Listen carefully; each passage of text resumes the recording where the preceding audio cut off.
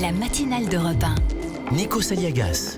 Coup d'œil à présent à l'actualité internationale avec Didier François ce matin, Nikos. Bonjour cher Didier François. Bonjour Nikos. Direction l'Arabie Saoudite ce matin avec ce procès qui s'est ouvert hier à Riyad. 10 femmes risquent jusqu'à 20 ans de prison pour avoir mené publiquement campagne afin que les Saoudiennes aient enfin le droit de conduire. Eh oui, 20 ans pour une telle broutille, c'est absolument terrifiant, d'autant que depuis maintenant 1 an, les Saoudiennes ont obtenu ce droit de prendre seul le volant de leur voiture sans un époux, un oncle, un frère, enfin pour les chaperonner.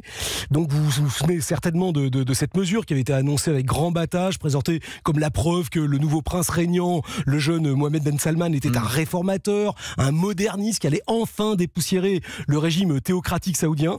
Eh bien, tout comme l'assassinat puis le démembrement de l'opposant Jamal Khashoggi dans le consulat de Turquie, ce procès est une nouvelle confirmation que la monarchie religieuse ultra-conservatrice au pouvoir à Riyad n'a pas la moindre intention de se transformer au-delà du cosmétique et moins encore de se laisser forcer la main. Car ce qui est en fait reproché à ces femmes traînées aujourd'hui devant un tribunal qui siège à huis clos, interdit à la presse et aux diplomates, c'est d'avoir osé s'exprimer, d'avoir eu le courage, l'audace de réclamer publiquement ce droit de conduire, d'avoir osé se filmer seul au volant de leur voiture et d'avoir posté ces vidéos ô combien subversives sur les réseaux sociaux 1 mois avant que le monarque ne daigne accorder cette dérogation à ses sujettes. C'est pour ce crime de lèse-majesté qu'elles croupissent dans des geôles de Riyad depuis maintenant 1 an, même si grâce à leur sacrifice, les femmes d'Arabie peuvent rouler librement sur les autoroutes du royaume, enfin librement, si leur mari le leur permet. Ouais, 1 année de détention où elles ont subi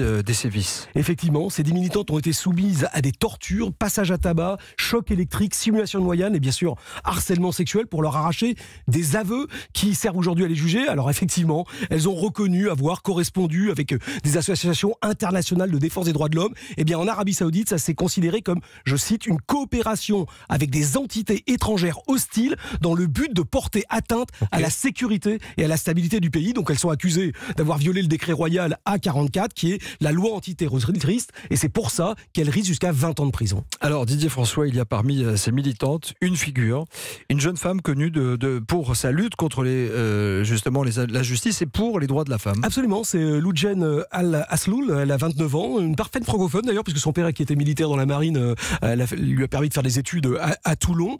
C'est elle qui a lancé ce mouvement en 2014. Le président Macron est intervenu en sa faveur auprès du prince Salman, demandant la clémence pour les 10 accusés, parce qu'à ce stade, seule une forte pression internationale pourra éviter à ces femmes courageuses une trop lourde peine.